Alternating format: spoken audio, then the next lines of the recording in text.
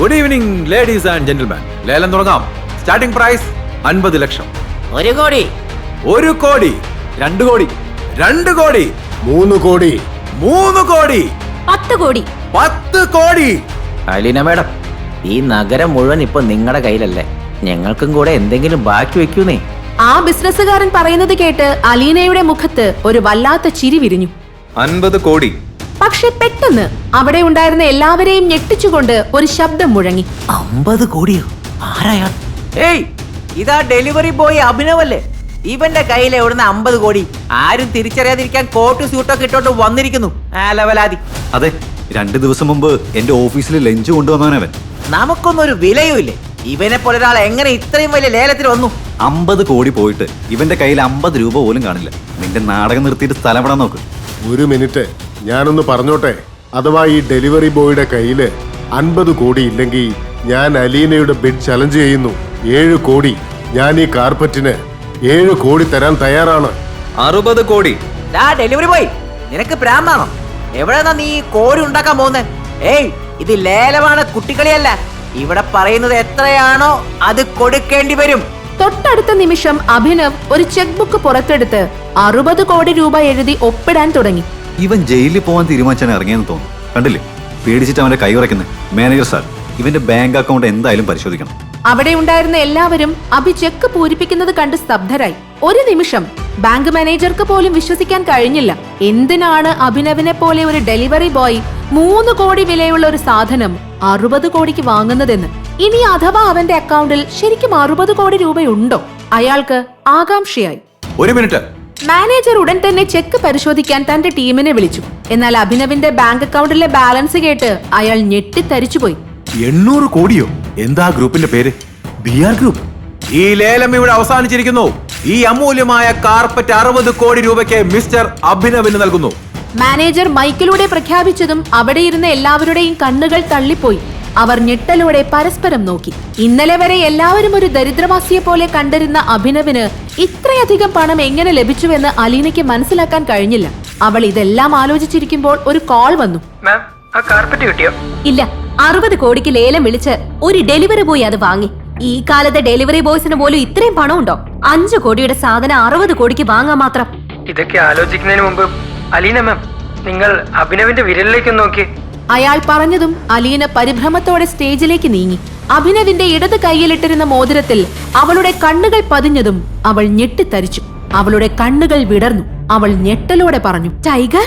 Tiger എന്ന പേരിന് പിന്നിലെ സത്യം എന്താണ്? ഒരു ഡെലിവറി ബോയുടെ അക്കൗണ്ടിൽ 800 കോടി എങ്ങനെ വന്നു? അവൻ ഇത്രയും ശക്തനാണെങ്കിൽ പിന്നെ എന്തിന് ലോകത്തിന് മുന്നിൽ ഒരു ഡെലിവറി ബോയായി ജീവിച്ചു? ഈ ചോദ്യങ്ങളെല്ലാം ഇൻസ്പെക്ടറുടെ തല ചുറ്റിച്ചു.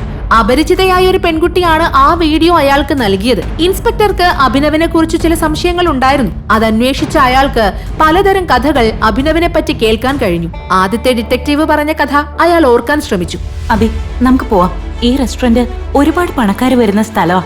എന്റെ കോലം നോക്ക്, റോഡരികില് പാത്രവും പിടിച്ചിരിക്കുന്ന പിച്ചക്കാരിയെ പോലെയുണ്ട്. വൈഷ്ണവി, ഈ എക്സ്പെൻസീവ് റെസ്റ്റോറന്റ് ഒന്നും നമുക്ക് ശരിയാവില്ല. അബി, വാ പോവാം. വൈഷ്ണവി, നീ അതൊന്നും ഓർത്ത് ടെൻഷൻ അടിക്കില്ല ബേബി. ഇന്ന് നിന്റെ പിറന്നാളല്ലേ? ഈ ട്രീറ്റിന് ഞാൻ പൈസ സേവ് ചെയ്തിട്ടുണ്ട്. അത് തന്നെയാ ഞാൻ പറഞ്ഞ. രാവും പകലും ഓർഡറുകൾ ഡെലിവറി ചെയ്തല്ലേ നീ ഈ പണം സ്വരുക്കൂട്ടിയത്. അതെല്ലാം ഒരു ദിവസം കൊണ്ട് തീർക്കാൻ ഞാൻ സമ്മതിക്കില്ല. ഇന്നത്തേക്ക് നീ അതൊക്കെ മറന്നിട്ട് വാ എന്റെ കൂടെ. It's your special day. നീ ഇവിടെ നിൽക്ക്, ഞാൻ ടേബിൾ ഫ്രീ ഉണ്ടോന്ന് നോക്കിയിട്ട് വരാം. വൈഷ്ണവി അഭിനവിനെ തടയാൻ ഓടിയപ്പോൾ ഒരു പണക്കാരനുമായി കൂട്ടിയിടിച്ച് അയാളുടെ വില കൂടിയ സ്യൂട്ടിൽ വൈൻ വീണു. കണ്ണു കാണില്ലേ നിനക്ക്? I'm really sorry sir. Manager, ഇവിടെയൊക്കെ ആരാ അകത്തേക്ക് കയറ്റിവിട്ടെ? I'm sorry sir. ഈ സ്യൂട്ടിന്റെ വില അറിയാവോ? 20 ലക്ഷം രൂപ, 20 lakh rupees. I M sorry sir, എന്റെ മിസ്റ്റേക്കാ. ഞാൻ ഇവിടുന്ന് പോയിക്കോളാം. ഇപ്പൊ തന്നെ പോയിക്കോളാം. ഞാൻ അങ്ങനെ നിന്നെ വെറുതെ ഇവിടെ നിന്ന് കരുതുന്നുണ്ടോ? ഈ സ്യൂട്ടിന് 20 ലക്ഷമാണ് വില. ആ 20 ലക്ഷം രൂപയും തന്നിട്ട് നീ ഇവിടുന്ന് പോയാ മതി. അല്ലെങ്കിൽ വന്നല്ലോ അടുത്ത പിച്ചക്കാരൻ. ഇവിടെ എന്തായി നടക്കുന്നത്? ഈ റെസ്റ്റോറന്റിന്റെ സ്റ്റാൻഡേർഡ് ഒക്കെ പോയോ? ഇവനെയൊക്കെ ഇവിടെ കയറ്റിയിരുത്തിയിരിക്കുന്നു. ഇപ്പോ ഈ നിമിഷം എന്റെ കാമുകിയോട് മാപ്പ് പറയണം. എക്സ്ക്യൂസ് മീ, ഞാൻ ഇവളോട് മാപ്പ് പറയണം? What A joke. ഞാൻ ആരാണെന്ന് നിനക്കറിയോ? ആ പണക്കാരനും അഭിനവും തമ്മിലുള്ള വഴക്ക് കണ്ട് വൈഷ്ണവി ഞെട്ടി. ആ മനുഷ്യൻ SL ഇൻഡസ്ട്രീസിന്റെ ഉടമയുടെ ഏക മകനാണെന്ന് അവൾക്ക് അപ്പോഴാണ് ഓർമ്മ വന്നത്. അവൾ കഴിഞ്ഞ ആഴ്ചയായിരുന്നു അയാളെ ആദ്യമായി കാണുന്നത്. അബി, നമുക്ക് ഇയാളോട് മാപ്പ് പറഞ്ഞ് ഇവിടെ നിന്ന് പോവാം. അയാള് SL ഇൻഡസ്ട്രീസ് ഓണറിന്റെ... ഒന്നും മിണ്ടാതിരിക്കു വൈഷ്ണവി.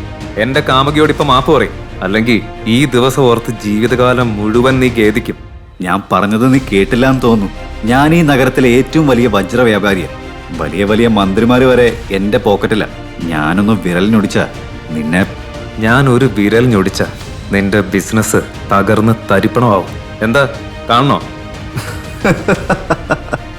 ഇവനെന്താ വട്ടാണ്?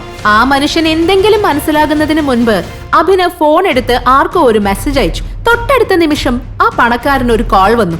ഹലോ അച്ഛാ. മോനെ, നമ്മൾ തീർന്നടാ. നമ്മുടെ കമ്പനിയുടെ ഷെയറുകളെല്ലാം ഇടിഞ്ഞ് കോടികളുടെ നഷ്ടം സംഭവിച്ചു. അച്ഛാ ഒരു മിനിറ്റ്. ഇതൊക്കെ എങ്ങനെ സംഭവിക്കാനാ? ആരോ നമ്മളെ തകർക്കാൻ ശ്രമിക്കുന്നുണ്ട്. നീ ഏതെങ്കിലും വലിയ മനുഷ്യനുമായിട്ട് വഴക്കിട്ടോ. അങ്ങനെ എന്തെങ്കിലും സംഭവിച്ചിട്ടുണ്ടെങ്കിൽ ഇപ്പൊ തന്നെ അദ്ദേഹത്തോട് മാപ്പ് പറയേ. നമുക്ക് വേറെ വഴിയില്ല. ആരാണ് അഭിനവ്? എന്താണ് അവന്റെ യഥാർത്ഥ മുഖം? മിനിറ്റുകൾക്കുള്ളിൽ കോടികളുടെ സാമ്രാജ്യം ഒരു തെരുവ് തെണ്ടി എങ്ങനെ നശിപ്പിച്ചു? ഈ ചോദ്യങ്ങൾക്കെല്ലാം ഉത്തരം ആർക്കെങ്കിലും കിട്ടുന്നതിന് മുൻപേ അഭി അവിടെ നിന്ന് പോയിരുന്നു. ഇതായിരുന്നു ഒരു ഡിറ്റക്റ്റീവ് പോലീസ് ഇൻസ്പെക്ടറോട് പറഞ്ഞ കഥ.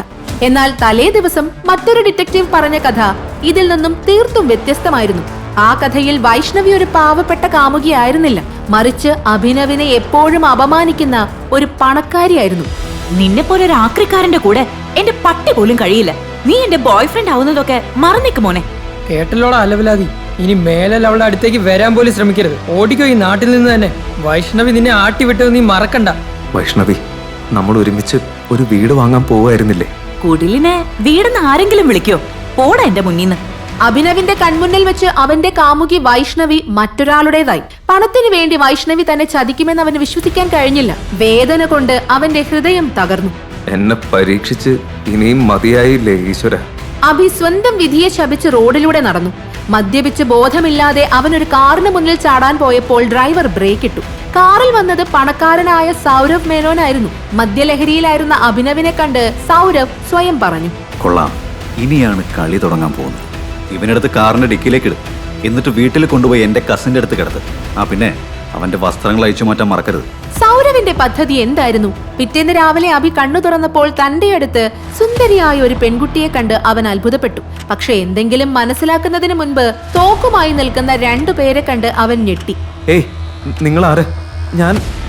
ഞാൻ ഇവിടെ എങ്ങനെ എത്തി? സൗരവിന്റെ കസിൻ സിസ്റ്റർ അനന്യയ്ക്ക് അവളുടെ കണ്ണുകളെ വിശ്വസിക്കാനായില്ല. അവൾ മറ്റൊരാളോടൊപ്പം രാത്രി ചെലവഴിച്ചിരിക്കുന്നു. നീ തറവാടിന്റെയും എന്റെയും റെപ്യൂട്ടേഷൻ ആണ് കളഞ്ഞത് അനന്യ. മുത്തശ്ശ, ഞാനൊന്നും ചെയ്തിട്ടില്ല. എന്നെ വിശ്വസിക്കേ. എനിക്ക് ഇയാൾ അറിയില്ല. ഇയാൾ ഇവിടെ എങ്ങനെ വന്നു എന്ന് എനിക്ക് അറിയില്ല. വീട്ടിലെ പെൺകുട്ടികൾക്ക് കൂടുതൽ സ്വാതന്ത്ര്യം കൊടുത്താലേ ഇങ്ങനെയൊക്കെ സംഭവിക്കും മുത്തശ്ശ. മിണ്ടാതിരിക്കും സൗരവ്. അനന്യ, നിനക്ക് ഈ വീടിന്റെ നിയമങ്ങൾ അറിയാമല്ലോ. ഇന്നു മുതൽ ഈ പയ്യൻ നമ്മുടെ മരുമകനാണ്. മുത്തശ്ശ, മതി. അങ്കിൾ, ഞാൻ പറയുന്നത് ഒന്ന്. ഇനി എന്നെ അനുസരിക്കാൻ നിനക്ക് ഉദ്ദേശമില്ലെങ്കിൽ നിന്റെ പേരിൽ വരാൻ പോകുന്ന കമ്പനി ഞാൻ സൗരവിന്റെ പേരിലേക്ക് മാറ്റും. കേട്ടല്ലോ? ഇവരെ രജിസ്റ്റർ ഓഫീസിലേക്ക് എത്തിക്കാനുള്ള ഏർപ്പാട് ചെയ്യേ. അങ്ങനെ ഹരിദേവൻ മേനോൻ അഭിനവിനെയും അനന്യയെയും നിർബന്ധിച്ച് രജിസ്ട്രാറുടെ മുന്നിൽ ഹാജരാക്കി വിവാഹം കഴിപ്പിച്ചു. വിവാഹം കഴിഞ്ഞ ഉടനെ മുത്തശ്ശൻ അഭിനവിനെ വിക്രമിന്റെ പാർട്ടിക്ക് അയച്ചു. അവിടെ വെച്ച് അവിചാരിതമായി അഭി തന്റെ മുൻ കാമുകി വൈഷ്ണവിയുടെ മുന്നിൽപ്പെട്ടു. നീ ഇവിടെ ബൊക്കെ ഡെലിവറി ചെയ്യാൻ വന്നതായിരിക്കും അല്ലേ? ഈ വലിയ പാർട്ടിയിൽ നിന്നെ കാണുമ്പോ എനിക്ക് ഓക്കാനം വരുന്നു. വൈഷ്ണവി അവളുടെ വായിൽ നിന്നും കൂടുതൽ വിഷം ചീറ്റുന്നതിന് മുൻപ് അഭിനവിന്റെ ഭാര്യ അനന്യയുടെ ശബ്ദം പിന്നിൽ നിന്ന് വന്നു. ബേബി. അനന്യ സ്നേഹത്തോടെ അവനെ ബേബി എന്ന് വിളിച്ചപ്പോൾ അഭിനവിന്റെ ഹൃദയത്തിൽ സംഗീതം മുഴങ്ങുന്നത് പോലെ തോന്നി. എവിടായിരുന്നു ഇതുവരെ? മുത്തശ്ശൻ നിങ്ങളെ വിളിക്കുന്നു, വാ. അവൻ അനന്യയിലേക്ക് ആകർഷിക്കപ്പെടുകയായിരുന്നു. അപ്പോൾ അധികം സന്തോഷിക്കണ്ട. എന്റെ ഇൻവെസ്റ്റേഴ്സ് ഈ പാർട്ടിയിലുണ്ട്. നമ്മള് വിവാഹിതരാണെന്ന് അവർക്കറിയാം. ഹായ്, ഇതാണ് എന്റെ ഹസ്ബൻഡ് അഭിനവ്. ഹായ് അഭിനവ്. അഭി അയാൾക്ക് നേരെ കൈ നീട്ടിയതും അയാളുടെ കണ്ണുകൾ അഭിനവിന്റെ വിരലിൽ കിടന്ന ടി എന്നെഴുതിയ മോതിരത്തിൽ പതിഞ്ഞു. അയാൾ വിയർക്കാൻ തുടങ്ങി. ഇതെങ്ങനെ? It's impossible. അനന്യയുടെ കമ്പനിയിൽ നിക്ഷേപം നടത്താനെത്തിയ 1000 കോടി ആസ്തിയുള്ള കമ്പനിയുടെ ഉടമ അഭിനവിന്റെ മുന്നിൽ മുട്ടുകുത്തിയിരുന്ന് പറഞ്ഞു, ഞങ്ങളുടെ 18 വർഷത്തെ തിരച്ചിലിന് അവസാനമായിരിക്കുന്നു. ടൈഗർ തിരികെ വന്നതിന് നന്ദി. എന്തിനാണ് ഒരു സാധാരണ ഡെലിവറി ബോയിയെ ടൈഗർ എന്ന് വിളിച്ച് അയാൾ അവന്റെ മുന്നിൽ മുട്ടുകുത്തിയത്? സ്വന്തം സഹോദരിയുടെ സ്വഭാവത്തിൽ ഇത്രയും വലിയ ആരോപണം ഉന്നയിക്കാൻ സൗരവിന് അനന്യയോടുള്ള ശത്രുത എന്തായിരുന്നു? അഭിനവ് എന്ന അനാഥനായ യുവാവിന്റെ ജീവിതം സ്വന്തമായി ഒരു കുടില് പോലും വാങ്ങാൻ കഴിയാത്ത അവസ്ഥയിലാണ്. അങ്ങനെയുള്ള ഒരുത്തന് മുന്നിൽ എന്തിനാണ് നഗരത്തിലെ ഏറ്റവും വലിയ ഡോണായ ഇർഫാൻ ഭായി കൈകൂപ്പി കാൽക്കലിരുന്നത്? വെറുമൊരു സാധാരണ ഡെലിവറി ബോയ് ആയ അഭിനവിന്റെ ജീവിതത്തിൽ ഒരു രാത്രി കൊണ്ട് സംഭവിച്ചത് അത്ഭുതകരമായ മാറ്റം. ഒരു ഡെലിവറി ബോയ് മാഫിയ കിങ് ആയി മാറി. ഈ രഹസ്യം അവന് സ്വന്തം കുടുംബത്തിന് മുന്നിൽ പോലും മറച്ചു വെക്കേണ്ടി വന്നു. തന്റെ ഉത്തരവാദിത്തങ്ങൾ നിറവേറ്റാനായി അവന് സ്വന്തം ഐഡന്റിറ്റി മറച്ചു വെക്കേണ്ടി വന്നു. നിങ്ങളിൽ കുറച്ചുപേർക്ക് മാത്രം സൗജന്യമായി ഈ കഥ മുഴുവനായി കേൾക്കാനുള്ള അവസരം ഒരുങ്ങുകയാണ്. ഇന്നലെ രാത്രി നീ എവിടെയായിരുന്നു? അത് മുത്തശ്ശ, ഇന്നലെ രാത്രി എൻ്റെ സുഹൃത്തിന്റെ പാർട്ടിയായിരുന്നു. അത് പിന്നെ ലേറ്റ് ആയപ്പോ അവിടെ തന്നെ അങ്ങ് ഉറങ്ങാന്ന് കരുതി. ആഹാ, ജോലിയും കൂലിയും ഇല്ലാത്ത നീ പുതിയ ശീലങ്ങളൊക്കെ തുടങ്ങിയ? അഭിനവ് ഒരു സാധാരണക്കാരനായ ഡെലിവറി ബോയ് ആയിരുന്നു. അവന്റെ വിവാഹം നഗരത്തിലെ ഏറ്റവും സുന്ദരിയും കോടീശ്വര കുടുംബത്തിലെ അംഗവുമായ അനന്യയുമായിട്ടാണ് നടന്നത്. എന്നാൽ ഈ വിവാഹത്തിൽ കുടുംബത്തിൽ ആർക്കും സന്തോഷമില്ലായിരുന്നു. കുടുംബത്തിലെ കാരണവരായ ഹരിദേവൻ മേനോൻ അഭിനവും അനന്യയുമായുള്ള വിവാഹം നിർബന്ധിച്ചാണ് നടത്തിയത്. എന്നാൽ അയാൾ പോലും അഭിനവിനെ മോശക്കാരനാക്കാൻ കിട്ടുന്ന ഒരവസരവും പാഴാക്കുമായിരുന്നില്ല. ചെവി തുറന്ന് കേൾക്കണം, ഞാൻ പുറത്തേക്ക് പോവാ. തിരിച്ചു വരുമ്പോ ഈ വീടിന്റെ മുക്കും മൂലയും വരെ വൃത്തിയായിരിക്കണം, അല്ലെങ്കിൽ ഞാൻ നിന്റെ എല്ലൊടിക്കും. മാറങ്ങോട്ട്. അങ്ങനെ കുറെ ദിവസങ്ങൾക്ക് ശേഷം അഭിനവിന് വീട്ടിൽ ഒറ്റയ്ക്കിരിക്കാനുള്ള അവസരം ലഭിച്ചു. ഇങ്ങനെ ഒരു സമാധാനപൂർണമായ അന്തരീക്ഷം അവന് വളരെ ഇഷ്ടമായിരുന്നു. അവൻ സ്വയം കഴിക്കാൻ വേണ്ടി കുറച്ച് മാഗി ഉണ്ടാക്കിയതിനു ശേഷം മതിയാവോളം കിടന്നുറങ്ങി. തുടർച്ചയായി മുഴങ്ങിക്കൊണ്ടിരുന്ന ഡോർബെല്ലിന്റെ ശബ്ദം അവനെ ഉറക്കത്തിൽ നിന്നും എഴുന്നേൽപ്പിച്ചു. വാതിൽക്കൽ അവന്റെ ഭാര്യ അനന്യായിരുന്നു. അവൾ അവന്റെ അലങ്കോലമായി കിടക്കുന്ന വസ്ത്രവും ഉലഞ്ഞു കിടക്കുന്ന മുടിയും കണ്ട് ഉടൻ അവനോട് ചോദിച്ചു, നീ എപ്പോഴാ തിരിച്ചു വന്നത്? ഇന്ന് മുഴുവൻ നീ വീട്ടിൽ കിടന്ന് ഉറങ്ങായിരുന്നോ? അല്ല, ഞാൻ ഉച്ചയ്ക്കാ വന്നത്. അല്ല, പിന്നെ നിനക്ക് നിന്റെ സഹോദരന്റെ ഫോൺ വന്നിരുന്നോ ഇന്ന്? ഇല്ലല്ലോ. അവനെന്തിനാ എന്നെ വിളിക്കുന്നത്? ആ സൗരവ് മേനോൻ ഇപ്പോഴും എന്റെ വാക്കുകൾ സീരിയസ് ആയി എടുത്തിട്ടില്ല എന്ന് തോന്നുന്നു. അല്ല, ഒന്നുമില്ല, ഞാൻ വെറുതെ ചോദിച്ചതാ. തന്റെ സഹോദരന്റെ പേര് കേട്ടതും അവൾക്ക് പെട്ടെന്ന് ചില കാര്യങ്ങൾ ഓർമ്മ വന്നു. അവൻ തന്റെ കമ്പനിയും BR ഗ്രൂപ്പ് ഓഫ് കമ്പനിയുമായി ചേർന്ന് ചെയ്യാൻ ഉദ്ദേശിക്കുന്ന ചില പദ്ധതികൾ ആ ശ്രീരാഗിനെ ഏൽപ്പിച്ചിരിക്കുകയാണ്. അത് ആലോചിക്കും തോറും അവൾക്ക് ദേഷ്യം കൂടി വന്നു. പക്ഷേ ഈ കാര്യത്തിൽ കൂടുതൽ ചിന്തിക്കേണ്ടെന്ന് അവൾ തീരുമാനിച്ചു. അപ്പോഴാണ് കഴിഞ്ഞ ദിവസം അഭിനവ് വീട്ടിൽ വന്നില്ലെന്ന കാര്യം അവൾക്ക് ഓർമ്മ വന്നത്. അവന്റെ അടുത്ത് സംശയം തോന്നിയതിനെ തുടർന്ന് അവൾ ചില കാര്യങ്ങൾ ചോദിച്ചു. ഇന്നലെ രാത്രി നീ എവിടായിരുന്നു? അത് പിന്നെ ഞാൻ ഇന്നലെ എൻ്റെ ഒരു പഴയ കൂട്ടുകാരന്റെ വീട്ടിൽ പോയതാ. സംസാരിച്ച് സമയം താമസിച്ചപ്പോ അവിടെ കിടന്നുറങ്ങിപ്പോയി. പഴയ കൂട്ടുകാരൻ മിസ്റ്റർ വിക്രം ഹോട്ടലിലാന്ന് വെടിവെച്ചവനോ? അനന്യ അഭിനവിനെ ചോദ്യം ചെയ്യാൻ തുടങ്ങി. തന്റെ ഭർത്താവിന്റെ സൗഹൃദം നഗരത്തിലെ ഏറ്റവും വലിയ ബിസിനസ്മാനും മാഫിയ കിങ്ങുമായ വിക്രമുമായിട്ടാണെന്ന് അവൾക്ക് വിശ്വസിക്കാൻ സാധിക്കുന്നുണ്ടായിരുന്നില്ല. അതെ, നിനക്ക് പരിചയമുള്ള ആള് തന്നെ. നിനക്ക് മിസ്റ്റർ വിക്രവുമായിട്ട് എങ്ങനെയാണ് പരിചയം എന്ന് എനിക്കറിയില്ല. പക്ഷെ നീ രാത്രി മുഴുവൻ അയാളുമായിട്ടാണ് സംസാരിച്ചുകൊണ്ടിരിക്കുകയായിരുന്നു എന്ന് പറഞ്ഞാ എനിക്കത് വിശ്വസിക്കാൻ പറ്റില്ല. ഇതും പറഞ്ഞ് അനന്യ ടിവിയുടെ റിമോട്ട് എടുത്തു. അതിനുശേഷം TV ഓൺ ചെയ്തുകൊണ്ട് പറഞ്ഞു, അല്ല, ഈ മിസ്റ്റർ വിക്രം ഏതു തരം മനുഷ്യനാ? മനസ്സിലായില്ല. അല്ല, രാത്രി മുഴുവനും നീയുമായിട്ട് സംസാരിക്കാൻ മാത്രം ഇത്രയും സമയം അയാൾക്കുണ്ടോ? നീ എന്നെ പറ്റി എന്താ വിചാരിച്ചത്? നീ എന്തു പറഞ്ഞാലും ഞാൻ അങ്ങ് വിശ്വസിക്കുന്നോ? എനിവേ, എനിക്ക് വിശക്കുന്നു. കഴിക്കാൻ എന്തെങ്കിലും ഉണ്ടാക്ക. അഭിനവ് അനന്യയ്ക്ക് വേണ്ടി അവൾക്ക് ഏറ്റവും ഇഷ്ടപ്പെട്ട പാസ്ത ഉണ്ടാക്കാൻ തുടങ്ങി. എന്നാൽ ഈ സമയം വാതിൽക്കൽ ആരോ എത്തി. ഹരിദേവൻ മേനോൻ തിരിച്ചു വന്നതായിരുന്നു. അഭിനവിനെ വാതിൽക്കൽ കണ്ടതും അയാൾ എപ്പോഴത്തേതും പോലെ താല്പര്യമില്ലാത്ത ഒരു റിയാക്ഷൻ കൊടുത്തു. നേരെ പോയി അനന്യയുടെ അടുത്ത് എന്തോ ആലോചിച്ചുകൊണ്ടിരുന്നു. മുത്തശ്ശ, എന്തു പറ്റി? ആരാ മുത്തശ്ശനെ മൂഡ് ഓഫ് ആക്കിയത്? ആരായിരിക്കും അതിന് കാരണം? അവൻ തന്നെ ജീവിതത്തിൽ ഒന്നും പഠിക്കാത്തവൻ, മൂത്തവരെ ഡിസ്റെസ്പെക്ട് ചെയ്യുന്നവൻ. മുത്തശ്ശ, എന്താ ശരിക്കും സംഭവിച്ചത്? എന്റെ അടുത്ത് പറ, ഞാൻ അതിലൊരു തീരുമാനം ഉണ്ടാക്കാം. തീരുമാനം ഉണ്ടാക്കിയിട്ട് ഒരു കാര്യവുമില്ല. നിങ്ങൾ രണ്ടുപേരെയും കുറിച്ച് ആലോചിക്കുമ്പോഴാ എനിക്ക് ടെൻഷൻ. നിങ്ങളുടെ രണ്ടുപേരുടെയും IVF ചികിത്സ ഒരുപാട് തവണ പരാജയപ്പെട്ട് കഴിഞ്ഞു. എനിക്ക് തോന്നുന്നു ആ അഭിനവിനാണ് ജനറ്റിക് ഡിസോർഡർ എന്ന്. ഇവൻ ഒന്നാമത് അനാഥനാണ്. കുടുംബം ഏതാണെന്ന് ആർക്കും അറിയില്ല. ഉറപ്പായിട്ടും ഇവന്റെ ജീൻസിൽ എന്തെങ്കിലും പ്രശ്നം കാണും. ഇത്രയും പറഞ്ഞുകൊണ്ട് ഹരിദേവന്റെ ശ്രദ്ധ അടുക്കളയിലേക്ക് തിരിഞ്ഞു. അതിനുശേഷം അഭിനവ് കൂടി കേൾക്കാൻ എന്ന വണ്ണം ഇങ്ങനെ പറഞ്ഞു, ഞാൻ പറയുന്നത് അഭിനവ് അവന്റെ ഫിസിക്കൽ എക്സാമിനേഷൻ നടത്തണമെന്നാ. ഞാൻ നിങ്ങളുടെ രണ്ടുപേരുടെയും നല്ലതിനു വേണ്ടിയാ പറയുന്നത്, അല്ലാതെ. മുത്തശ്ശൻ എന്തൊരു സ്വീറ്റാ. പക്ഷെ തൽക്കാലത്തേക്ക് ഈ വിഷയം നമുക്കൊന്ന് മാറ്റിവെച്ചാലോ? ഇപ്പൊ തന്നെ എനിക്ക് ജോലിയുടെ ഒരുപാട് പ്രഷറുണ്ട്. ഇപ്പോഴാ എന്റെ കമ്പനി ഫൈനാൻഷ്യൽ ക്രൈസിസിൽ നിന്നും തിരിച്ചു വന്നത്. ഇപ്പോ കമ്പനിയിലാണ് ശ്രദ്ധ കൊടുക്കേണ്ടത്, കുട്ടികളിലല്ല. മോളെ, ഈ വിഷയം ഞാൻ മാറ്റിവെക്കണമെന്നാണോ നീ പറയുന്നത്? 2 വർഷത്തിൽ കൂടുതലായി നിങ്ങളുടെ കല്യാണം കഴിഞ്ഞിട്ട്. പലതവണ IVF ട്രീറ്റ്മെന്റ് പരാജയപ്പെട്ടു. ഇതിനുശേഷവും ഇക്കാര്യത്തിൽ വേഗത വേണ്ടെന്നാണോ? ആളുകളോട് ഉത്തരം പറയേണ്ടത് ഞാനാണ്, പരാതികൾ കേൾക്കേണ്ടത് ഞാനാ. ഇനി അങ്ങോട്ട് ആളുകൾക്കുള്ള മറുപടി നിങ്ങൾ തന്നെ കൊടുത്താൽ മതി. മുത്തശ്ശ പ്ലീസ്, എനിക്ക് ഈ വിഷയത്തിൽ തൽക്കാലം സംസാരിക്കാൻ താല്പര്യമില്ല. അനന്യ, തനിക്കിഷ്ടപ്പെട്ട പാസ്ത കണ്ടപ്പോൾ അനന്യയുടെ മുഖത്തൊരു ചിരി വിടർന്നു. ആദ്യമായി അഭിനവിനോട് അനന്യയ്ക്ക് ഒരു കെയറിംഗ് തോന്നി. ഇതൊക്കെ 2 വർഷമായും അഭിനവ് ചെയ്യുന്നുണ്ടെങ്കിലും ഇതുവരെ അനന്യ അതിനൊന്നും ശ്രദ്ധ കൊടുത്തിരുന്നില്ല. ഇന്നിപ്പോൾ പാസ്ത പോലെ ഒരു ചെറിയ ഡിഷ് അവളെ ഇംപ്രസ് ചെയ്തിരിക്കുന്നു. അഭിനവിന്റെയും അനന്യയുടെയും കണ്ണുകൾ തമ്മിലുടക്കി. അനന്യ മെല്ലെ അവനോട് താങ്ക് യു പറഞ്ഞു. അനന്യയുടെ ഹൃദയത്തിൽ ഒരു വീട് വെക്കുന്നതിന്റെ അടുത്തേക്ക് ഒരു പടി കൂടി താൻ അടുത്തതായി അവന് തോന്നി. തന്റെ മുത്തശ്ശന്റെ ഡിസ്സാറ്റിസ്ഫൈഡ് ലുക്ക് പോലും പരിഗണിക്കാത്ത രീതിയിൽ അവൾക്ക് അവനോട് ആകർഷണം തോന്നി. ഇപ്പോഴത്തേക്ക് നിനക്ക് ഫിസിക്കൽ എക്സാമിനേഷൻ ആവശ്യമില്ല. നമുക്ക് ഈ വിഷയത്തെക്കുറിച്ച് പിന്നീട് ചിന്തിക്കാം. ഞാനും ശരി, നീ പറയുന്നത് പോലെ തന്നെ. അഭിനവിന് അവന്റെ സന്തോഷം പൂർണ്ണമായും പ്രകടിപ്പിക്കാൻ സാധിച്ചില്ല.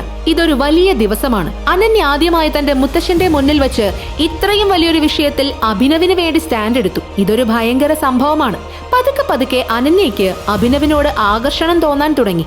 അനന്യ, നാളെ എങ്ങാനും നിന്റെ സഹോദരൻ വിളിച്ച് BR ഗ്രൂപ്പുമായി നിങ്ങളുടെ കമ്പനിയുടെ അസോസിയേഷന്റെ കാര്യം സംസാരിച്ചാൽ അധികം താല്പര്യം കാണിക്കണ്ട. അതായത് കുറച്ച് സമയം എടുത്ത് പറഞ്ഞാൽ മതി. അവനും നിന്റെ ഇമ്പോർട്ടൻസ് മനസ്സിലാവണമല്ലോ. നിനക്ക് ഭ്രാന്ത് പിടിച്ചോ? എന്റെ ചേട്ടനെല്ലാം ആ ശ്രീരാഗിന് കൊടുത്തു. BR ഗ്രൂപ്പുമായിട്ടുള്ള എല്ലാ കോർപ്പറേഷനും അവനായിരിക്കും ഹാൻഡിൽ ചെയ്യുന്നത്. എന്റെ ആവശ്യം എന്തിന്? പിന്നെ നിനക്കുണ്ടല്ലോ, നിനക്കൊന്നും അറിയില്ല, ചുമ്മാ ഓരോന്ന് പറഞ്ഞുകൊണ്ടിരിക്കും. അനന്യ, ഞാൻ പറഞ്ഞത് നീ ഓർത്താൽ മാത്രം മതി. എങ്ങാനും അവൻ വിളിച്ചാൽ പെട്ടെന്ന് സമ്മതിക്കരുത്. Good night. പോയി ഉറങ്ങ്. തനിക്ക് പറയാനുള്ളത് പറഞ്ഞ ശേഷം അഭിനവ് ഉറങ്ങാൻ കിടന്നു. അവൻ പറഞ്ഞതെല്ലാം കേട്ടതിന് ശേഷം ലൈറ്റ് അണച്ച് അനന്യയും കിടന്നു. അടുത്ത ദിവസം രാവിലെ അനന്യ ഓഫീസിൽ പോകാൻ ഇറങ്ങിയതിനു ശേഷം അവളുടെ പിറകെ അഭിനവും ഹോട്ടൽ സഫയർ ലക്ഷ്യമാക്കി യാത്ര തിരിച്ചു. അഭിനവ് തന്റെ യഥാർത്ഥ ഐഡന്റിറ്റി എല്ലാവരിൽ നിന്നും മറച്ചുവെച്ചു. വർമ്മ കുടുംബത്തെ സംബന്ധിച്ച് അവൻ വെറും ഒരു സാധാരണ ഡെലിവറി ബോയും ഒരു പ്രയോജനവും ഇല്ലാത്തവനുമായിരുന്നു. എന്നാൽ യഥാർത്ഥത്തിൽ അവൻ അണ്ടർവേൾഡിലെ ഏറ്റവും പവർഫുൾ ആയ കമ്പനിയായ ദ മാഫിയ കിങ്ങിന്റെ പുതിയ ബോസായി മാറിക്കഴിഞ്ഞിരുന്നു. അണ്ടർവേൾഡിൽ അവൻ ടൈഗർ എന്ന പേരിലാണ് അറിയപ്പെട്ടിരുന്നത്. അഭിനവിന്റെ അച്ഛൻ സഞ്ജയുടെ മരണശേഷം വിക്രം പ്രായപൂർത്തിയാകും വരെ അഭിനവിനെ ഒരു അനാഥാലയത്തിലാണ് താമസിപ്പിച്ചിരുന്നത്. അവിടെ ദിവസവും അവന്റെ ഫിസിക്കൽ ട്രെയിനിങ് നടക്കുമായിരുന്നു. ഒപ്പം എല്ലാ പ്രതിസന്ധികളും അതിജീവിക്കാനും അവനെ പഠിപ്പിച്ചിരുന്നു. ഈ കമ്പനിയുടെ എല്ലാം തുടങ്ങിവെച്ചത് അവന്റെ അച്ഛൻ സഞ്ജയ് ആയിരുന്നു. എന്നാൽ അയാളുടെ മരണശേഷം കമ്പനിയുടെ എല്ലാ ഉത്തരവാദിത്തങ്ങളും സഞ്ജയുടെ സുഹൃത്ത് വിക്രമിന്റെ ചുമലിലായി. വിക്രമിന് അഭിനവ് തയ്യാറായെന്ന് മനസ്സിലായപ്പോൾ അയാൾ അവനെ മാഫിയ കിങ്ങിന്റെ സിംഹാസനത്തിൽ പിടിച്ചിരുത്തി. പക്ഷേ അവന്റെ യഥാർത്ഥ ഐഡന്റിറ്റി എല്ലാവരിൽ നിന്നും മറച്ചുവെക്കണമെന്ന ശപഥവും അവനെ കൊണ്ട് എടുപ്പിച്ചു. ഈ ശപഥം തെറ്റിച്ചാൽ എല്ലാം വിട്ടെറിഞ്ഞ് അഭിനവിന് പോകേണ്ടി വരും. നല്ലൊരു അന്തരീക്ഷമുള്ള ഓഫീസ്, വിശ്രമം ലഭിക്കുന്ന ജോലി, ഓഫീസിലെ ബുദ്ധിമുട്ടും കടുപ്പമേറിയതുമായ ജോലികളൊക്കെ നിങ്ങൾക്ക് വേണ്ടി ഒരു എഫിഷ്യന്റ് സെക്രട്ടറി ചെയ്തു തരികയാണെങ്കിൽ ഓഫീസിലെ നിങ്ങളുടെ ജീവിതം കുറച്ചുകൂടി രസകരമായിരിക്കും. ഇതെല്ലാം അവൻ ആലോചിച്ചുകൊണ്ടിരിക്കെ അപ്രതീക്ഷിതമായി അവന്റെ ക്യാബിന്റെ വാതിലിൽ തട്ടിക്കൊണ്ട് സെക്രട്ടറി നന്ദിത അകത്തേക്ക് കയറി വന്നു. ഇന്ന് അവൾ കാണാൻ കുറച്ചുകൂടെ സുന്ദരിയായിരുന്നു. എന്നാൽ ഇത്തവണ നന്ദിത അഭിനവിന് അവളെ കൂടുതൽ നേരം നോക്കാനുള്ള സമയം കൊടുത്തില്ല. അവൾ പെട്ടെന്ന് പറഞ്ഞു, ടൈഗർ, മേനോൻ കുടുംബത്തിൽ നിന്ന് ആരോ നമ്മുടെ കമ്പനിയായിട്ടുള്ള അസോസിയേഷൻ സംസാരിക്കാൻ വേണ്ടി വന്നിട്ടുണ്ട്. ശ്രീരാഗ് എന്ന പേര്. അവനോട് പോവാൻ പറ. ഓക്കെ. ഈ സൗരവ് എന്നെ പറ്റി എന്താ വിചാരിക്കുന്നത്? കൊളാബറേഷന്റെ കാര്യം അനന്യയോട് സംസാരിക്കാമെന്ന് പറഞ്ഞിട്ടും പുതിയ ഓരോരുത്തന്മാരെ അയക്കുന്നത് എന്തിനാ? ഇവന് ഞാൻ തന്നെ പാഠം പഠിപ്പിക്കേണ്ടി വരും. ശ്രീരാഗ് കമ്പനിയുടെ ആദ്യ ഫ്ലോറിൽ വെയിറ്റ് ചെയ്തുകൊണ്ടിരിക്കുകയായിരുന്നു. എന്നാൽ നന്ദിത അവനോട് പോകാൻ പറഞ്ഞപ്പോൾ അത് അവനെ സംബന്ധിച്ച് വലിയ ഇൻസൾട്ടായി മാറി. പോയ കാര്യം നടന്നില്ല എന്നും നടന്നത് എന്താണെന്നും അവൻ വന്ന് സൗരവിനോട് പറഞ്ഞപ്പോൾ അവന്റെ മുഖം ദേഷ്യം കൊണ്ട് ചുവന്നു. സൗരവ് ഹെൽപ്ലെസ് ആയി. അനന്യയെ വിളിക്കുക എന്നതല്ലാതെ അവന്റെ മുന്നിൽ മറ്റു മാർഗമില്ലായിരുന്നു. ഈ സമയം അനന്യ മുത്തശ്ശനുമായി ഷോപ്പിംഗ് നടത്തുകയായിരുന്നു. ഈ സമയം അവളുടെ ഫോൺ റിംഗ് ചെയ്തു. സൗരവിന്റെ ഫോൺ ആണെന്ന് മനസ്സിലാക്കിയ അനന്യ ലൗഡ് സ്പീക്കറിൽ ഇട്ടുകൊണ്ട് കോൾ അറ്റൻഡ് ചെയ്തു. പറ ചേട്ടാ. നിന്റെ ചേട്ടന് നിന്റെ ഒരു ഹെൽപ്പ് വേണമല്ലോ. നീ എന്നെ ഹെൽപ്പ് ചെയ്യോ? ഹെൽപ്പോ? എനിക്കൊന്നും മനസ്സിലാവുന്നില്ല. അത് പിന്നെ നമ്മളും BR ഗ്രൂപ്പും തമ്മിലുള്ള കൊളാബറേഷന്റെ കാര്യത്തിൽ ഞാനൊരു തീരുമാനം എടുത്തു. ഇനി ഇതിനിടയിലുള്ള എല്ലാ ചർച്ചകളും നടത്തുന്നത് നീ ആയിരിക്കും. നീ നാളെ തന്നെ BR ഗ്രൂപ്പിന്റെ ഓഫീസിൽ പോകണം. അവരുമായിട്ട് സംസാരിക്കണം. നമുക്ക് എത്രയും പെട്ടെന്ന് തന്നെ അവരുമായി പുതിയ ആർട്ടിസ്റ്റുകളുടെ പാക്കേജ് കോൺട്രാക്ട് സൈൻ ചെയ്യണം. ഇത് കേട്ടതും കഴിഞ്ഞ ദിവസം രാത്രി അഭിനവ് പറഞ്ഞതെല്ലാം അനന്യയുടെ ഓർമ്മയിൽ തെളിഞ്ഞു വന്നു. നീ എളുപ്പത്തിൽ സമ്മതിക്കരുത്. സോറി ഏട്ടാ, ചേട്ടനിത് ശ്രീരാഗിനെ ഡീൽ ചെയ്യാൻ ഏൽപ്പിച്ചതല്ലേ. എനിക്ക് തോന്നുന്നു അത് പകുതി വരെ ആയെങ്കിൽ ബാക്കി അവനെ കൊണ്ട് തന്നെ അങ്ങ് ചെയ്യിച്ചേക്ക്. അതെന്താണെന്നറിയോ? 4 പേര് ചേർന്ന് ഒരേ പായസം ഉണ്ടാക്കാൻ നോക്കിയാ അതവസാനം കുളവാകും. അപ്പൊ നടക്കട്ടെ ഏട്ടാ, എനിക്ക് വേറെയും ചില ജോലികളുണ്ട്, പിന്നെ സംസാരിക്കാം. ഹലോ. നീ എന്താ ചെയ്യുന്നത് മോളെ? ഇതിന്റെ കോൺസിക്വൻസസ് എന്തായിരിക്കുമെന്ന് നിനക്ക് ഊഹിക്കാവോ? ഹരിദേവനെ സംബന്ധിച്ച് കയ്യിൽ വന്ന നല്ലൊരു അവസരമാണ് അനന്യ നഷ്ടപ്പെടുത്തിയിരിക്കുന്നത്. സൗരവ് തന്നെ ഇങ്ങോട്ട് വിളിച്ചതും പോരാഞ്ഞ് അവൻ റിക്വസ്റ്റും ചെയ്തു. പക്ഷേ അനന്യ അത് വേണ്ടെന്ന് വെച്ചു. അനന്യ ആ ഡിസൈനർ ബൊട്ടീക്കിന്റെ പുറത്ത് വന്ന് ഒരു ബെഞ്ചിലിരുന്നു. പെട്ടെന്ന് അവൻ അഭിനവിന് ഒരു മെസ്സേജ് അയച്ചു. ഈ സമയം അഭിനവ് വിക്രമിനോട് ഫോണിൽ സംസാരിക്കുകയായിരുന്നു. ഉച്ചയ്ക്കുള്ള ലഞ്ച് ഒരുമിച്ച് കഴിക്കാനുള്ള പ്ലാനിലായിരുന്നു അവർ. ഫോൺ വെച്ച ഉടൻ തന്നെ അഭിനവ് അനന്യ അയച്ച മെസ്സേജ് കണ്ടു. ഇപ്പോ കുറച്ചു മുമ്പ് ചേട്ടന്റെ കോള് വന്നിരുന്നു. ചേട്ടൻ പറയുന്നത് ഇനി മുതൽ BR ഗ്രൂപ്പിന്റെ കാര്യം ഞാൻ തന്നെ സംസാരിക്കണമെന്ന്. ഞാൻ ഇതുവരെ സമ്മതിച്ചിട്ടില്ല. ഞാൻ എന്താ ചെയ്യേണ്ടത്? അഭിനവ് ഈ മെസ്സേജ് വായിച്ചതും അവന്റെ ഹൃദയം ആയിരക്കണക്കിന് പൂക്കളാൽ നിറഞ്ഞ ഒരു പൂന്തോട്ടമായി മാറി. തന്റെ ഭാര്യ താൻ പറയുന്നത് കേൾക്കാനും അനുസരിക്കാനും തുടങ്ങിയെന്ന് അവൻ തിരിച്ചറിഞ്ഞു. ഇനി നീ കുറച്ച് വെയിറ്റ് ചെയ്യണം. പക്ഷെ ടെൻഷൻ അടിക്കണ്ട. നിന്റെ ചേട്ടൻ ഇന്ന് തന്നെ നിന്നെ വീണ്ടും വിളിക്കാനുള്ള ശ്രമങ്ങൾ നടത്തും. അവൻ നിന്നെ ഉപയോഗിക്കാൻ ശ്രമിക്കുകയാണെന്ന് തോന്നുന്ന സമയം വരെയും നീ അതിനെ എഗ്രി ചെയ്യരുത്. നിനക്ക് സന്തോഷം തരുന്ന കണ്ടീഷൻസ് പറയുമ്പോൾ മാത്രം സമ്മതിക്കണം. ഒരുപാട് നാളുകളുടെ ഇടവേളയ്ക്ക് ശേഷം അന്നാദ്യമായി അഭിനവ് വിക്രമിനെ കാണുകയായിരുന്നു. വിക്രമാണ് അഭിനവിനെ ഇപ്പോഴത്തെ രൂപത്തിലേക്ക് മാറ്റിയെടുത്തത്, ടൈഗർ എന്ന രൂപത്തിലേക്ക്. Tiger, welcome welcome. വാ ഇങ്ങോട്ടിരിക്കേ. വിക്രം അഭിനവിനെ അവിടുത്തെ ഏറ്റവും പ്രധാനപ്പെട്ട കസേരയിൽ തന്നെ പിടിച്ചിരുത്തി. അതിനുശേഷം അവനെ വിളിച്ചത് വളരെ പ്രധാനപ്പെട്ട ഒരു കാര്യത്തിനാണെന്ന് അവനെ അറിയിച്ചു. അതിനുശേഷം വിക്രം തന്റെ കൈയൊന്നടിച്ചതും കറുത്ത വസ്ത്രങ്ങൾ ധരിച്ച ഒരാൾ കയ്യിൽ ഒരു തളികയുമായി അങ്ങോട്ടേക്ക് നടന്നു വന്നു. അയാൾ കൊണ്ടുവന്ന തളികയിൽ ഒരു ചെറിയ പെട്ടി ഉണ്ടായിരുന്നു. വിക്രം ആ പെട്ടി തന്റെ കയ്യിൽ എടുത്തതിന് ശേഷം അഭിനവിനെ നോക്കാൻ തുടങ്ങി. മോനെ, ഇത് ഞാൻ നിനക്ക് വേണ്ടി മാത്രമായി പ്രിപ്പയർ ചെയ്തതാ. കഴിഞ്ഞ 18 വർഷമായി ഇതിന്റെ കയ്യിലായിരുന്നു. എന്നാൽ ഇനി ഇത് ഏറ്റവും അർഹതപ്പെട്ടവന്റെ കയ്യിലേക്ക് എത്താൻ സമയമായിരിക്കുന്നു. വിക്രമങ്ങൾ, എനിക്കത് സ്വീകരിക്കാൻ പറ്റില്ല. വളരെ കഷ്ടപ്പെട്ട് ഞാൻ നിനക്ക് വേണ്ടി മാത്രം ഇത് കണ്ടുപിടിച്ച് കൊണ്ടുവന്നതാ. സമയം വരുമ്പോ ഇത് നിനക്ക് പ്രയോജനം ചെയ്യും. വിക്രമിന്റെ വായിൽ നിന്നും ഈ വാക്കുകൾ പുറത്തേക്ക് വന്നതും അയാളുടെ കയ്യിലെ ഫോൺ റിംഗ് ചെയ്യാൻ തുടങ്ങി. ഹലോ. ഫോൺ എടുത്ത് സംസാരിച്ചു തുടങ്ങിയതും വിക്രമിന്റെ മുഖഭാവം സീരിയസ് ആകാൻ തുടങ്ങി. ശരി, ഞാൻ നോക്കിക്കോളാം. Tiger, I am sorry. എനിക്ക് തോന്നുന്നു ഈ ലഞ്ച് നീ ഒറ്റയ്ക്ക് കഴിക്കേണ്ടി വരുമെന്ന്. എനിക്ക് അത്യാവശ്യമായിട്ടൊരു ജോലിയുണ്ട്, അത് സെറ്റിൽ ചെയ്യണം. ഞാൻ നിനക്ക് തരുന്ന ഈ ഗിഫ്റ്റ് നിന്റെ ബർത്ത്ഡേയുടെ അഡ്വാൻസ് ട്രീറ്റ് ആയിട്ട് കരുതിയാൽ മതി. ഓക്കെ? എനിക്ക് മനസ്സിലായി. അങ്കിൾ പോയി അങ്കിളിന്റെ ജോലി ചെയ്യും. ഇത് ഞാൻ കൊണ്ടുപോവാം. Thank you in advance. എന്നാൽ ശരി ടൈഗർ, നമ്മൾ വൈകാതെ ഒരുമിച്ച് ലഞ്ച് കഴിക്കും. ഓക്കെ? ഇതും പറഞ്ഞുകൊണ്ട് വിക്രം ആ മുറിയിൽ നിന്നും പുറത്തേക്ക് പോയി. അഭിനവിന്റെ ശ്രദ്ധ മുഴുവൻ കയ്യിലെ ആ കുഞ്ഞു പെട്ടിയിലായിരുന്നു. ഒരു ചെറിയ പുഞ്ചിരിയോട് കൂടി അവൻ ആ പെട്ടിയെടുത്ത് തന്റെ പോക്കറ്റിൽ വെച്ചു. ലഞ്ചിന് എല്ലാ തരത്തിലുമുള്ള ഭക്ഷണങ്ങളും ഉണ്ടായിരുന്നു. പക്ഷെ പെട്ടെന്നുള്ള വിക്രമിന്റെ പോക്ക് അഭിനവിന്റെ മനസ്സിനെ അലട്ടിക്കൊണ്ടിരുന്നു. വിക്രമങ്കിളിന് പെട്ടെന്ന് എന്ത് ജോലിയാ വന്നതെന്ന് എനിക്ക് മനസ്സിലാവുന്നില്ല. അതൊരു ചെറിയ പ്രശ്നമാകണമെന്നും പെട്ടെന്ന് പരിഹരിക്കാൻ പറ്റുന്നതാകണമെന്നും പ്രതീക്ഷിക്കാം. ലഞ്ച് പൂർത്തിയാക്കിയതിനു ശേഷം അഭിനവ് തന്റെ ഇലക്ട്രിക് സ്കൂട്ടറിൽ വീട് ലക്ഷ്യമാക്കി പോയി. വീടെത്തിയതിനു ശേഷം അവൻ തന്റെ കയ്യിലിരുന്ന ആ കുഞ്ഞു പെട്ടി തുറന്നു. അതിൽ നിന്നും വ്യത്യസ്തമായ ഒരു സുഗന്ധം വരാൻ തുടങ്ങി. ആ ഗന്ധം അവനെ മത്തു പിടിപ്പിച്ചു. അത് അങ്ങനത്തെ ഒരു ഗന്ധമായിരുന്നു. ആ പെട്ടിയിൽ ഒരു ക്യാപ്സ്യൂൾ ഉണ്ടായിരുന്നു. അത് കണ്ടതും അഭിനവിന്റെ മനസ്സിൽ പലതരത്തിലുള്ള ചോദ്യങ്ങൾ ഉയരാൻ തുടങ്ങി. എന്താ ഇത്? ശരിക്കും ഇത് വല്ലതും മരുന്നുമാണോ? ഇത് കഴിച്ച ശരിക്കും ശരീരത്തിന് എന്തെങ്കിലും ശക്തികൾ ലഭിക്കോ? പക്ഷെ ഇത് തീരെ ചെറിയൊരു ഗുളികയാണല്ലോ. ഇനി വിക്രമങ്കിളിന് ആരെങ്കിലും പറഞ്ഞു പറ്റിച്ചതായിരിക്കോ? അഭിനവ് എന്തായാലും ആ ഗുളിക കഴിക്കാമെന്ന് തന്നെ തീരുമാനിച്ചു. അവൻ ആ ഗുളിക എടുത്ത് വായിൽ വച്ചപ്പോൾ തന്നെ വെള്ളം പോലുമില്ലാതെ അത് വായിൽ അലിഞ്ഞു ചേർന്നു. അവൻ ഗുളിക എവിടെ പോയെന്ന് വായ മൊത്തം നോക്കി. വിക്രം എന്തായാലും അവന് മോശമൊന്നും ചെയ്യില്ലെന്ന് അവൻ കരുതി. എന്നാൽ ആ ഗുളികയിൽ എന്തൊക്കെയോ പ്രശ്നങ്ങൾ ഉണ്ടായിരുന്നു. മറ്റൊന്നിനെയും കുറിച്ച് ആലോചിക്കാതെയാണ് അവൻ ആ ഗുളിക കഴിച്ചത്. ഇനി അവനെങ്ങാൻ മരിച്ചു പോകുമോ? പെട്ടെന്ന് അവന്റെ വയറിനുള്ളിൽ സഹിക്കാൻ സാധിക്കാത്തൊരു വേദന അനുഭവപ്പെട്ടു. കുറച്ചു നിമിഷങ്ങൾക്കുള്ളിൽ ആ വേദന ശരീരം മുഴുവൻ പടരുകയും അവന്റെ ബോധം നഷ്ടമാവുകയും ചെയ്തു. അവന് ബോധം തിരിച്ചു വരുമ്പോൾ രാത്രി ഏറെ വൈകിയിരുന്നു. അവൻ കണ്ണുകൾ തുറന്നു നോക്കിയപ്പോൾ വല്ലാത്തൊരു ദുർഗന്ധം അവന് ചുറ്റിലും അവൻ അനുഭവപ്പെട്ടു. അവന്റെ ശരീരവും ചുറ്റുപാടും മഞ്ഞ നിറത്തിലുള്ള ഒരു ദ്രാവകം കൊണ്ട് നിറഞ്ഞിരുന്നു. അവന് വല്ലാത്തൊരു ഡിസ്ഗസ്റ്റിംഗ് ഫീൽ തോന്നി. അവന് ചിന്തിക്കാനുള്ള സമയം പോലും ഇല്ലായിരുന്നു. കുളിക്കാൻ വേണ്ടി അവൻ ബാത്റൂമിലേക്ക് ഓടി. ശരീരം നന്നായി വൃത്തിയാക്കാൻ തന്നെ അവൻ 1 മണിക്കൂർ വേണ്ടി വന്നു. പുതിയ വസ്ത്രങ്ങൾ ധരിച്ച് അവൻ ബാത്റൂമിൽ നിന്നും പുറത്തേക്ക് വന്നു. അവൻ ബോധം കെട്ട് വീണുകിടന്ന സ്ഥലത്തിന് ചുറ്റും ഒരു മഞ്ഞ നിറത്തിലുള്ള ദ്രാവകം പരന്നു കിടപ്പുണ്ടായിരുന്നു.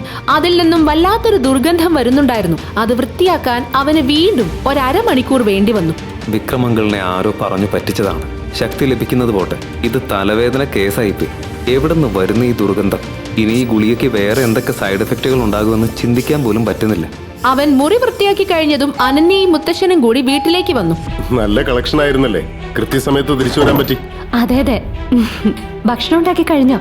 കുറച്ച് ജോലി ഉണ്ടായിരുന്നത് കൊണ്ട് ഭക്ഷണം ഉണ്ടാക്കാൻ പറ്റിയില്ല.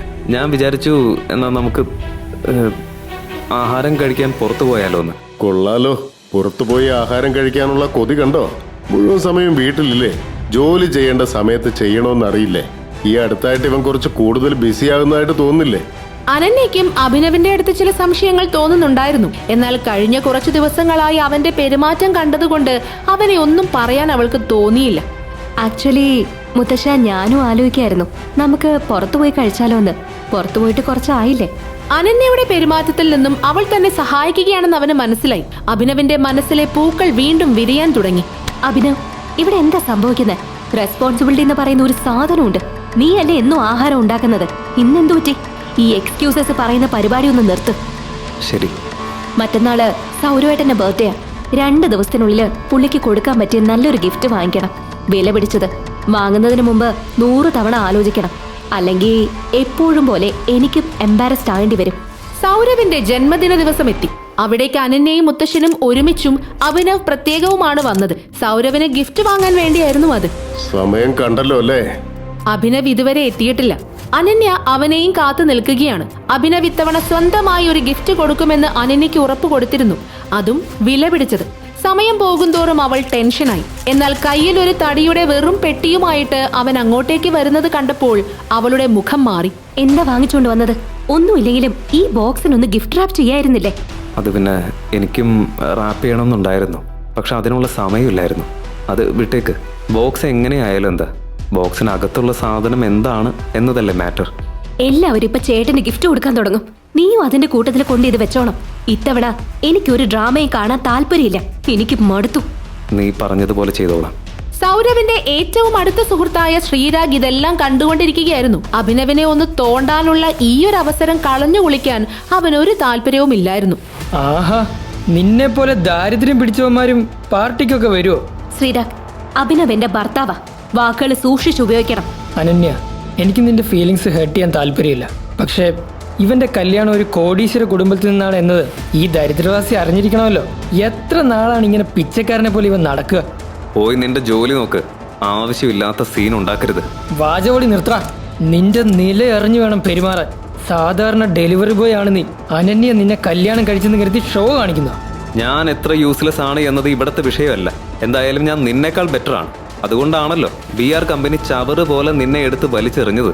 കാര്യങ്ങൾ കൈവിട്ടു പോയി തുടങ്ങിയിരുന്നു. ശ്രീരാഗിന് നഗരത്തിലെ വലിയ ഗുണ്ടകളുമായിട്ടൊക്കെ നല്ല ബന്ധമായിരുന്നു.